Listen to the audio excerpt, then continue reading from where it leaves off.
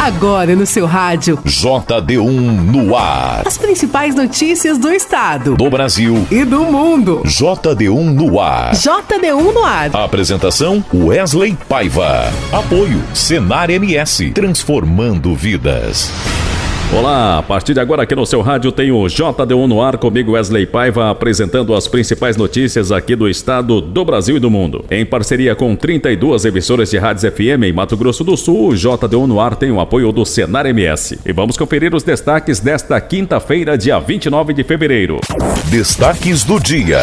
Termina hoje o prazo para o pagamento das guias enviadas pelo Detran aos proprietários que possuem 3 ou mais taxas de licenciamento vencidas. Idoso de 71 anos é preso após ser condenado por estupro dentro de ônibus de transporte escolar em Paranaíba. No próximo sábado é o dia D contra a dengue. E o Operário de Mato Grosso do Sul empata com o Operário Ferroviário do Paraná e está fora da Copa do Brasil. Está no ar. JD1 no ar. JD1 no ar. E agora vamos conferir como ficou o tempo em todo o Brasil. Do Clima Tempo Nacional, Luísa Cardoso. JD1 no ar. Previsão do tempo. A campanha gaúcha e as áreas do extremo sul do estado ainda devem ter tempo firme e pouca nebulosidade. E as áreas do litoral do Paraná e de Santa Catarina devem ter muita nebulosidade já pela manhã e até o período da noite, possibilidade de chuva forte também, a qualquer hora. O alerta é de perigo no litoral paranaense em função do grande volume de chuva que pode ocasionar transtornos e a ventania intensa também. Não se descarta a possibilidade de granizo, então atenção às áreas agrícolas do interior paranaense. No sudeste do Brasil, a chuva também deve acontecer com força, especialmente no sudoeste do estado de São Paulo, então a região do Vale do Ribeira, onde a chuva já foi forte nos últimos dias, agora acontece de novo, com bastante intensidade, chamando atenção para possíveis danos. Já a cidade de São Paulo, a chuva chega no período da tarde, mas deve ser em formato de temporal, acompanhada de rajadas de vento, descargas elétricas. Na cidade do Rio, a chuva pode começar pela manhã, mas se intensifica no período da tarde. E no Espírito Santo também são pancadas fortes esperadas. Na metade norte de Minas Gerais, as áreas do Triângulo Mineiro, Noroeste Mineiro, tempo firme prevalece. Então, a região de Montes Claros, Uberlândia, deve ter sol e pouca nebulosidade, além do calorão no meio da tarde. No centro-oeste, Campo Grande, Goiânia e também o Distrito Federal mantém a condição de tempo firme. No interior da Bahia, inclusive Salvador, o sol aparece com pouca nebulosidade, a região do litoral sul da Bahia deve ter um dia ensolarado, mas a região do sertão nordestino deve manter ainda a condição de temporais, assim como Teresina e São Luís.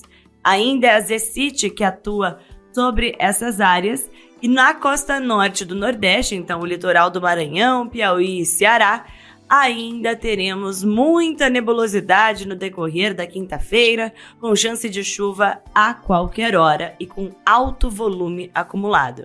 Lembrando que o solo já está saturado em boa parte do Maranhão e do Piauí e a chuva que chega agora também mantém a atenção para problemas. No norte do Brasil, só não chove no extremo norte de Roraima. A região de Boa Vista, por exemplo, deve ter um dia ensolarado. Mas o Tocantins, interior do Pará, boa parte do Amazonas, deve ter pancadas isoladas e a região oeste do Amazonas e o Acre, o dia já deve ter muita nebulosidade pela manhã e a condição se prolonga até a noite, com chance de chuva a qualquer momento. E são temporais mesmo, o volume é expressivo e a ventania deve ultrapassar a casa dos 70 km por hora. JD1 no ar. Agro. E agora tem as principais cotações do mercado agropecuário, começando com a arroba do boi gordo, que está cotado a R$ 219,50. A arroba da vaca gorda hoje cotado a R$ 205. Já o milho seco saca 60 quilos cotado a R$ 47. E a soja em grãos também saca 60 quilos cotado a R$ 101,50. Essas foram as principais cotações do mercado agropecuário de hoje, quinta-feira. JD1 no ar. Para enfrentar a dengue, o governo vem reforçando a necessidade de mobilização nacional, combate ao mosquito em casa e vacinação de crianças de 10 a 11 anos. No próximo sábado é o dia D contra a dengue. A reportagem é de Luciana Colares de Holanda. Já são mais de 973 mil casos suspeitos da doença em todo o país, principalmente nas regiões Sul, Sudeste e Centro-Oeste. E 195 pessoas morreram por causa da dengue só este ano. Outros 672 óbitos estão em investigação. O dia D, próximo sábado, vem para reforçar as ações de prevenção e eliminação dos focos do mosquito, com o tema 10 minutos contra a dengue. De acordo com o Ministério da Saúde, 75% dos criadouros do Aedes aegypti estão nos domicílios, como em vasos e pratos de plantas, garrafas retornáveis, recipientes de degelo em geladeiras, entre outros. A ministra da Saúde, Nízia Trindade, reforçou a necessidade de que estados e municípios participem do dia D. Não estejam ausentes de uma manifestação que é uma manifestação pelo Brasil e pela sociedade brasileira, né? Pode ter particularidade, mas não vamos ter exceção. Vamos estar, de fato, Brasil unidos contra a dengue. 17 estados estão com incidência de dengue 1 em níveis acima do esperado histórico. Em 15, a tendência é de crescimento até o fim de março. Além das ações de combate ao mosquito, o Ministério da Saúde aposta também na vacinação.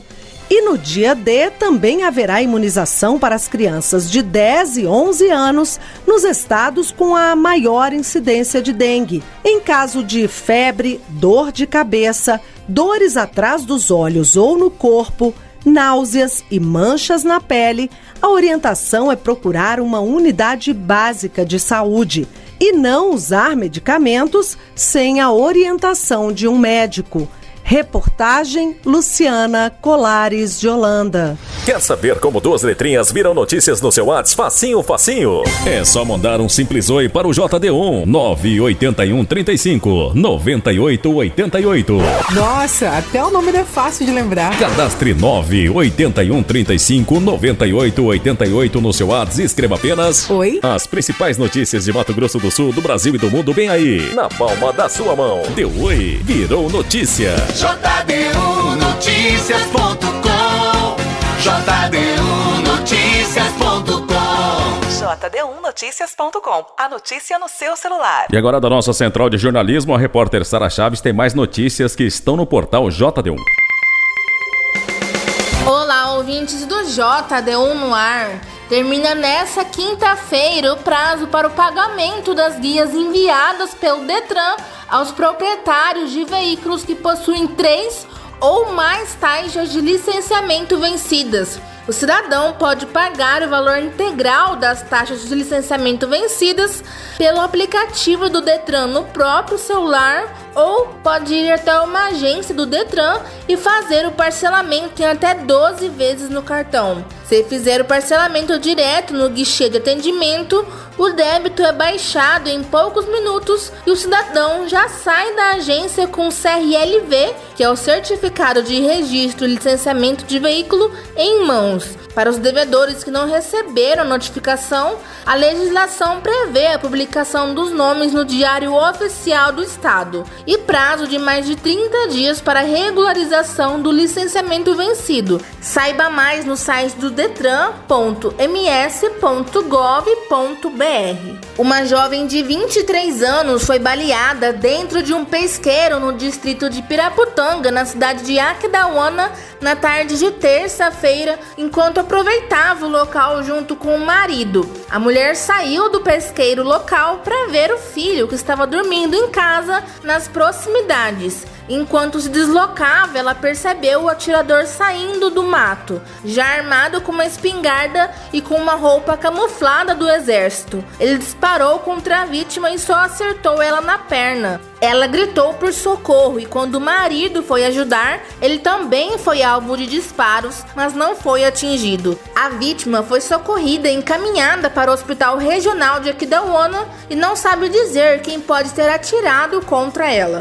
Um idoso de 71 anos foi preso depois de ser condenado por estuprar 2 meninas de 7 e 16 anos dentro de um ônibus de transporte escolar na zona rural de Paranaíba entre os anos de 2009 até 2017. A denúncia dos abusos ocorreu apenas em 2017, quando ele foi denunciado por cometer o crime durante o transporte dos alunos. A investigação foi realizada pela Delegacia da Mulher de Paranaíba e o homem acabou sendo preso nesta semana e condenado a 16 anos de prisão e reclusão. Sara Chaves para o JD1 no ar. JD1 no ar. Apoio Senar MS, transformando vidas. O Senado aprova projeto que cria o certificado Empresa Promotora da Saúde Mental. Os detalhes com o repórter Pedro Pincer. A proposição tem por objetivo instituir certificação a ser dada pelo governo às empresas que adotem critérios de promoção da saúde mental e do bem-estar dos seus funcionários. O certificado terá validade de 2 anos, sendo necessária nova avaliação para a concessão de mais prazo.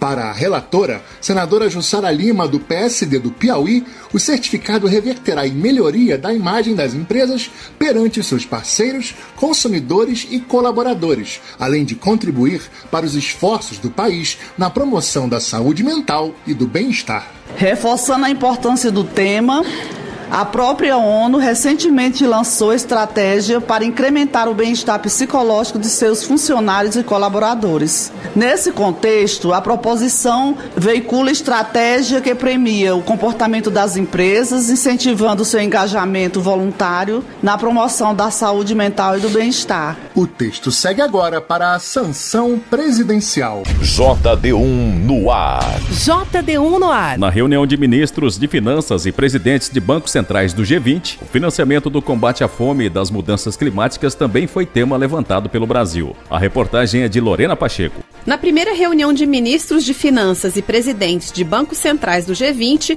o governo brasileiro defendeu as prioridades durante a presidência do grupo, que ocupa até novembro deste ano. O combate à fome, à pobreza e às desigualdades, o desenvolvimento sustentável e a necessidade de uma reforma da governança internacional estão na pauta do Brasil.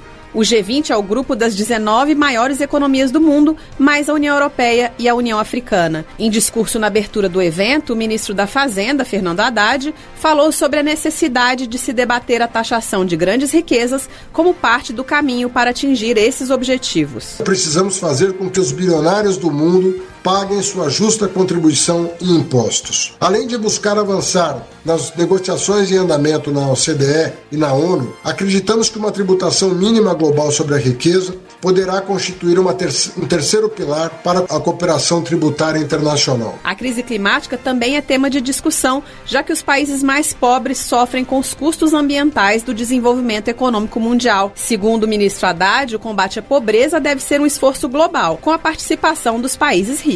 Embora os países mais pobres paguem um preço proporcionalmente mais alto, seria uma ilusão pensar que países ricos podem dar as costas para o mundo e focar apenas em soluções nacionais. Em um mundo no qual trabalho e capital são cada vez mais móveis, pobreza e desigualdade precisam ser enfrentadas como desafios globais, sob pena da ampliação das crises humanitárias e imigratórias. O presidente do Banco Central, Roberto Campos Neto, também participou da reunião do G20. Ele afirmou que a redução das desigualdades e o desenvolvimento econômico dependem de políticas monetárias, fiscais, financeiras e estruturais. Segundo Campos Neto, a inflação impacta negativamente nos níveis de pobreza, prejudicando desproporcionalmente os mais vulneráveis. Ele defendeu a redução da inflação, que pode estabilizar os preços, reduzir o desemprego e aumentar a renda. O G20 responde por cerca de 85% do PIB mundial, 75% do comércio internacional e 2/3 da população mundial. O Brasil assumiu a presidência do grupo pela primeira vez em dezembro de 2023 e ocupa a posição até novembro, quando a cúpula do G20 acontece no Rio de Janeiro. Reportagem Lorena Pacheco. JD1 no ar. Esporte. E agora da nossa redação esportiva de Nil Almeida tem as últimas notícias do futebol.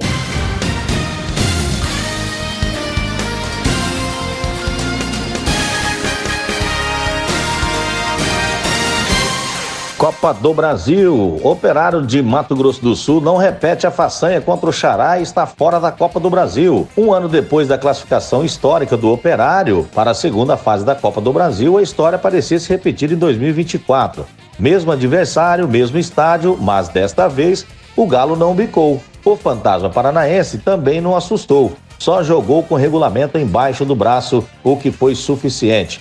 O duelo de Xarás, válido pela primeira fase da Copa do Brasil, terminou sem gols na noite desta quarta-feira no estádio Jacques da Luz, nas Moreninhas. 0-0 favoreceu o Operário Ferroviário, que tinha vantagem do empate para se classificar à segunda fase. Agora o time de Ponta Grossa vai pegar o Vila Nova de Minas Gerais no dia 6 ou dia 13 de março, na quarta-feira. Para o Galo, o que resta agora é focar no Campeonato Sul-Mato-Grossense.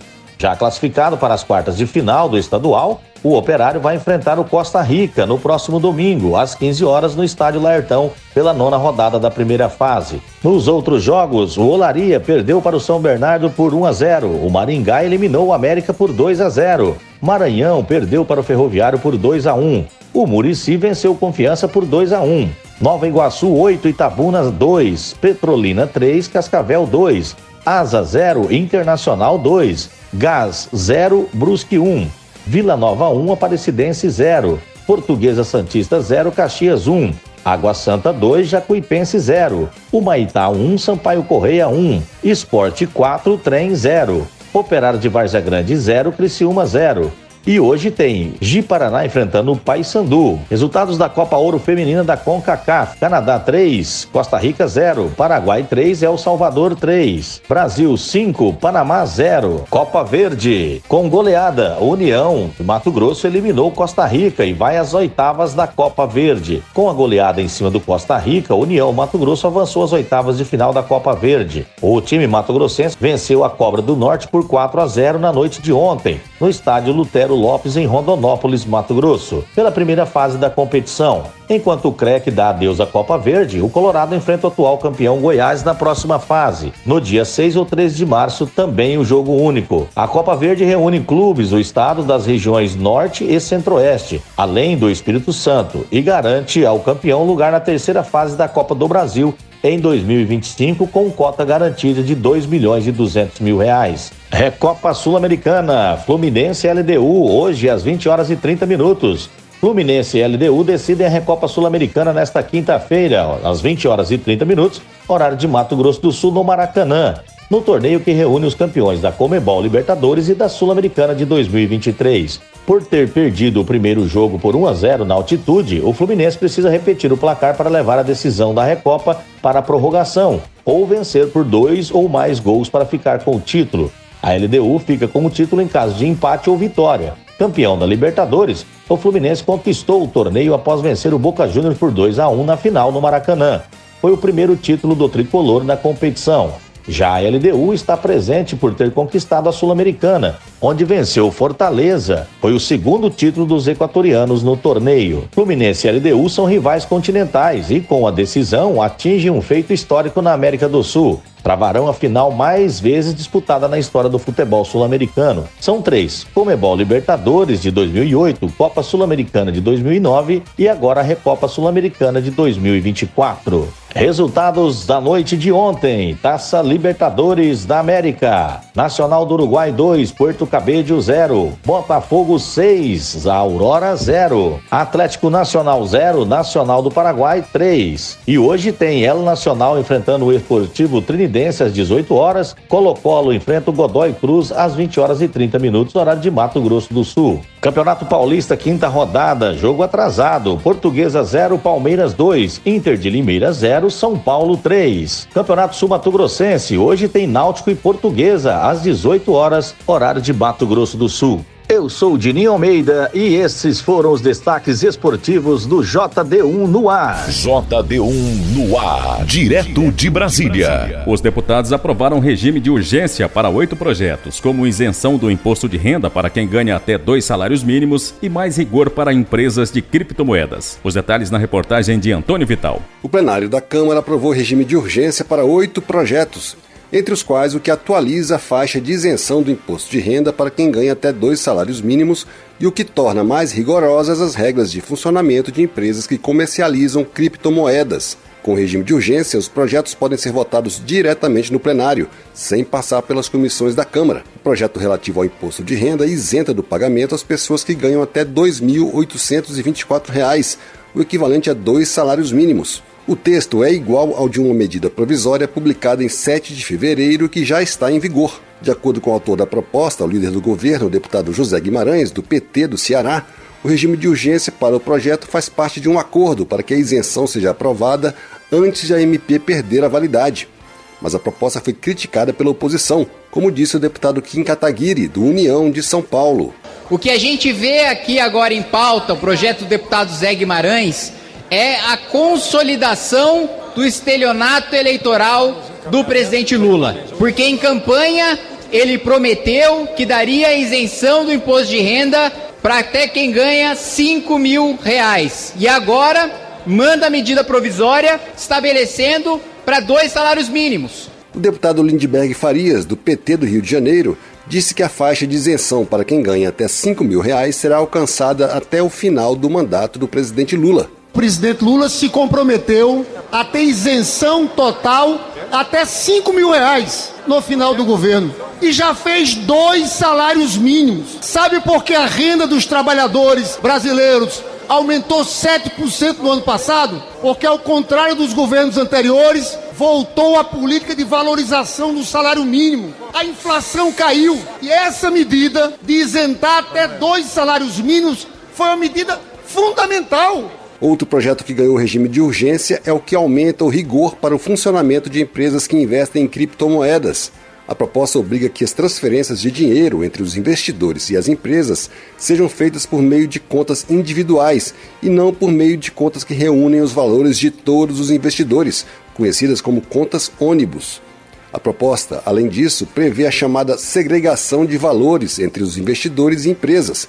Isso significa que será obrigatório separar o que é patrimônio da empresa do que é investimento, uma maneira de dar garantia aos investidores. O projeto foi apresentado no ano passado pela CPI que investigou o setor, com a justificativa de que é preciso aumentar a segurança para os investidores e impedir lavagem de dinheiro. A urgência dividiu o plenário.